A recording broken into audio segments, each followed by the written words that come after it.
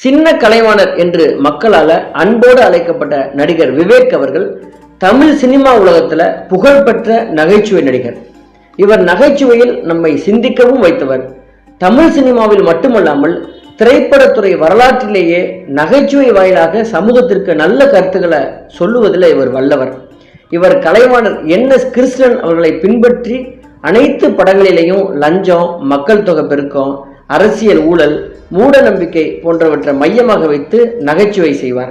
சுமார் 25 ஆண்டுகளுக்கு மேல சிறந்த நகைச்சுவை கலைஞனாக மட்டும் இல்லாம பல சமூக கருத்துக்களையும் விதைத்து மக்களிடையே விழிப்புணர்வை ஏற்படுத்தி நம் மனதில் என்றும் இருக்கும் விவேக்கின் வாழ்க்கை வரலாறு இந்த வீடியோவில் நம்ம பார்க்கலாம். இது ஆர்.எஸ். ராஜா டாக்கீஸ். இதுவரை இந்த சேனல் நீங்க சப்ஸ்கிரைப் பண்ணலாம், சப்ஸ்கிரைப் பண்ணிட்டு ஒரு லைக்கையும் போட்டுவாங்க. இந்த சின்ன கலைவாணரை பத்தி நம்ம விரிவா பார்க்கலாம். விவேக் அவர்கள் 1961 நவம்பர் 19ஆம் தேதி அன்று பிறந்தவர்.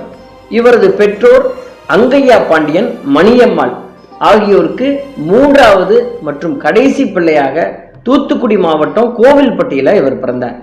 விஜயலட்சுமி, சாந்தி ஆகியோர்கள் இவருக்கு முன்பாக பிறந்த 2 அக்காக்கள். வீட்டில் செல்லமாக அழைக்கும் பெயர் ராஜு. இவரது சொந்த ஊர் கோவில்பட்டி இலுப்பை ஊரணி. இவரது தந்தை ராமநாதபுரம் மாவட்டத்தில் மண்டபத்தில் ஆசிரியராக பணியாற்றி வந்தார். ஊட்டி கான்வென்ட்ல பள்ளி படிப்பையும் பின்னர் மதுரை அமெரிக்கன் கல்லூரியில் பிகாம் பட்டமும் இவர் பெற்றார். சின்ன வயதிலேயே முறைப்படி பரதநாட்டியம் பயின்றவர் விவேக் அவர்கள்.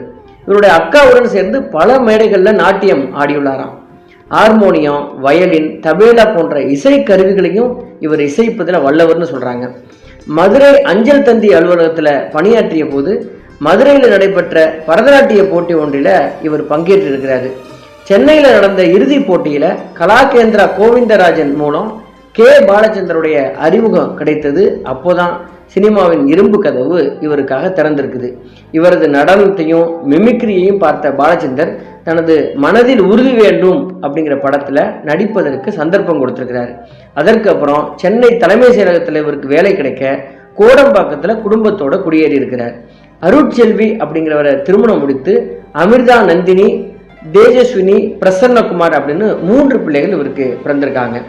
1990களின் தொடக்கத்துல துணை நடிகராக சின்ன சின்ன வேடத்துல நடித்து வந்த இவர் தமிழ் திரையுலகில் நடிக்க தொடங்கிய பின்னர் புகழ்பெற்ற நகைச்சுவை நடிகராக இவர் வளர்ந்திருக்கிறார். பெரும்பாலான திரைப்படங்கள்ல கதை நாயகனின் நண்பனாக வேடமேற்று நடித்து வந்துள்ளார். சிந்திக்க வைக்கிற கருத்துக்களை பரப்புவதற்காக இவர் பாராட்டப்பட்டாலும் இவர் பேசும் இரட்டை பொருள் புதிந்த வசனங்களுக்காக மக்களிடம் விமர்சிக்கப்படுவதும் உண்டு. ஆனால் அது குறைந்த அளவு. ஆனால் இவர் சமூகத்திற்கு புரட்சி கருத்துக்களை தன்னுடைய நகைச்சுவை மூலம் பெரும்பாலும் ஊட்டி வந்தார்.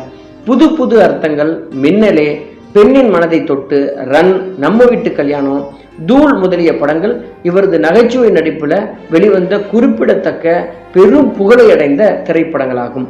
புது புது அர்த்தங்கள் படத்தில் இவர் பேசிய இன்னைக்கு செத்தா நாளைக்கு பால் என்ற வசனமும், எப்படி இருந்தனா இப்படி ஆயிட்டேன் அப்படிங்கிற வசனமும், சாதா காக்காய சொன்னா அண்ணங்காக்காவுக்கு கோவம் வருது பாரு அப்படிங்கிற வசனமும், உனக்கு வெளியே நடமாட்டிட்டு இருக்கிற அதே மிருகம்தான் எனக்குள்ள தூங்கிட்டு இருக்குன்னு இவர் சொன்ன இந்த வசனங்கள்லாம் உலக புகழ் பெற்றவைன்னு தான் சொல்லணும். இவரது பெயர் விவேகானந்தனா இருந்த இவர் சினிமாவிற்கு வந்ததுக்கு அப்புறம் விவேக் அப்படின்னு சுருக்கி வைத்துக் கொண்டார். இவர் தமது சமூக கருத்துக்களை சினிமாவில் வெளிப்படுத்தி வந்ததால இவருக்கு சின்ன கலைவாணர் அப்படின்னு அன்போட இவரை அழைக்க ஆரம்பிச்சிருக்கிறாங்க. இந்திய அரசு வழங்கும் 2009ஆம் ஆண்டுக்கான பத்மஸ்ரீ விருதை இவர் பெற்றார். சின்ன கலைவாணர் விவேக் அவர்கள் பெற்ற விருதுகள்: விஜய் விருது, அனைத்து நேர விருப்பமான நகைச்சுவை நடிகர் விருது பெற்றிருக்கிறார். பிலிம்பேர் விருதுகள்: சிறந்த நகைச்சுவை நடிகருக்கான விருது 2002 ரன் படத்திற்காக கிடைத்திருக்கிறது. அடுத்து சாமி படத்திற்காக சிறந்த நகைச்சுவை நடிகருக்கான விருது சாமி படத்திற்காக கிடைத்திருக்கிறது. பேரழகன் படத்திற்காக கிடைத்திருக்கிறது. சிவாஜி படத்திற்காகவும் கிடைத்திருக்கிறது. தமிழக அரசு விருதுகள்: சிறந்த நகைச்சுவை நடிகர் விருது உன்னருகே நான் இருந்தால் படத்திற்காகவும், ரன் படத்திற்காகவும், பார்த்திபன் கனவு படத்திற்காகவும், சிவாஜி படத்திற்காகவும் கிடைத்திருக்கிறது. மற்ற விருதுகள்: தேசிய தமிழ் திரைப்பட விருதுகள், அந்த விருதும் இவருக்கு கிடைச்சிருக்குது. சிறந்த நகைச்சுவை நடிகருக்கான பல வகை திரைப்பட விருதுகளும், சிறப்பு சான்றாயர் விருதும், சிறந்த ஆண் நகைச்சுவை விருது எடிசன் விருதுகள் இருந்து இவருக்கு கிடைச்சிருக்குது. சிறப்பு நகைச்சுவை விருது கொடைக்கானல் பண்பலை வானொலி விருதுகளும் இவர் பெற்றிருக்கிறார். சிறந்த நகைச்சுவை நடிகர் விருது ITFA அந்த விருதும் இவர் அடைந்திருக்கிறார். விவேகானந்தரை நினைவாக இவருக்கு விவேகானந்தன் அப்படின்னு பெயர் சொல்லியிருக்கிறாங்க. சினிமாவிற்கு வந்ததுக்கு அப்புறம் இவர் விவேக் அப்படின்னு தனது பெயரை சுருக்கி பயன்படுத்த ஆரம்பித்திருக்கிறார். இவர் சினிமாவுக்குள் வந்த கதையை இப்படி சொல்லுவாங்க. இவர் ஹியூமர் கிளப்ல அடிக்கடி தன்னுடைய நாடகத்தை நடத்துவாராம். அந்த ஹியூமர் கிளப்புக்கு இயக்குனர் K. பாலச்சந்தர் அவர்கள் ஒரு நாள் போயிருக்கிறாரு. விவேக்கின் காமெடி ஷோவை பார்த்திருக்கிறாரு. அவருக்கு விவேக்கை அறிமுகப்படுத்தி வைத்தவர் கோவிந்தராஜன் என்பவர். விவேக்கிடம் ஒரு 30 நிமிடம் பேசிக்கொண்டிருந்த பாலச்சந்தர் விவேக்கின் காமெடி ஷோக்களின் ஸ்கிரிப்ட் ரைட்டர் விவேக் தான் அப்படிங்கிறத அறிந்தவுடன், என்கிட்ட ஸ்கிரிப்ட் ரைட்டரா நீங்க சேர்ந்துக்கிறீங்களா அப்படின்னு பாலச்சந்தர் கேட்க, இது என் பாக்கியம் ஐயா, இந்த நிமிடத்திலேயே உங்கள் பின்னால் வருகிறேன் அப்படின்னு விவேக் சொல்ல, விவேக்கோட முதுகுல தட்டி கொடுத்த பாலச்சந்தர் அடுத்த வாரம் என் ஆபீஸ்க்கு வா அப்படின்னு சொல்லிட்டு போயிருக்கிறார். மறுநாளே தனது அரசு வேலையை உதறினார் விவேக். பாலச்சந்தர் சொன்ன தேதியில அவரது ஆபீஸ்க்கு சென்று அவரது உதவியாளராக சேர்ந்திருக்கிறாரு. அது 1987 வருடம். அந்த சமயத்திலேயே சினிமாவுக்காக தனது அரசு வேலையை உதறிவிட்டு வந்தார். அந்த சமயத்துல தான் மனதில் உறுதி வேண்டும் அப்படிங்கிற படத்தை எடுத்துக்கொண்டிருந்தார் பாலச்சந்தர். படத்தின் நாயகி சுஹாசினிக்கு கதையில ஒரு சகோதரர் உண்டு. சுஹாசினியின் தம்பி கேரக்டருக்கு பலரையும் தேர்வு செய்து பார்த்தார் பாலச்சந்தர். அவர்களுக்கான வசன உச்சரிப்புகளை விவேக் சொல்லிக் கொடுக்க நடிக்க வந்த நபர்களால பாலச்சந்தரை திருப்தி செய்யவே முடியல. ஆனா வசனம் சொல்லிக் கொடுத்த விவேக்கின் உடல் மொழியையும் அவரது உச்சரிக்க ஸ்டைலையும் கவனித்த பாலச்சந்தர் சகோதரர் கேரக்டருக்கு விவேக்கையே தேர்வு செய்தார். ஸ்கிரிப்ட் ரைட்டர் உதவியாளராக இணைந்த விவேக்க நடிகராகவும் மாற்றினார் பாலச்சந்தர். மனதில் உறுதி வேண்டும் படத்தில் விவேக்கின் நடிப்பு பலராலும் பாராட்டப்பட்டது. இதனை அடுத்து பாலச்சந்தர் இயக்கிய அனைத்து படங்களிலையும் விவேக் நடிக்க ஆரம்பித்தார். பாலச்சந்தரின் அறிவுறுத்தலின்படி மற்ற இயக்குநர்களின் படங்களிலும் நடிக்க துவங்கிய விவேக் தமிழ் சினிமாவின் தவிர்க்க முடியாத நகைச்சுவை நடிகராக பரிணமித்தார். அவர் நடிக்கும் படங்களின் எண்ணிக்கையும் அதிகரிக்க துவங்கியது. 1990களில் அவர் நடிக்காத படங்களே இல்லை என்கிற அளவுக்கு புகழின் உச்சியில இருந்தார் விவேக் அவர்கள். சினிமாவில் விவேக் பேசும் வசனங்கள் பெரும்பாலும் அவராலே எழுதப்பட்டவைதான். உச்சபட்ச நடிகர்கள் முதல் இளம் நடிகர்கள் வரை அனைவருடனும் இணைந்த காமெடி நடிகர்கள்ல விவேக்கிற்குன்னு ஒரு தனி இடம் இருக்கத்தான் செய்கிறது. நகைச்சுவையில் தனக்கென்று ஒரு பாதையை வகுத்து பயணப்பட்டு 200 படங்களுக்கும் அதிகமாக நடித்து முடித்த விவேக் வெள்ளை பூக்கள், நான் தான் பாலா உள்ளிட்ட பல படங்கள்ல கதாநாயகனாகவும் நடித்திருக்கிறார்.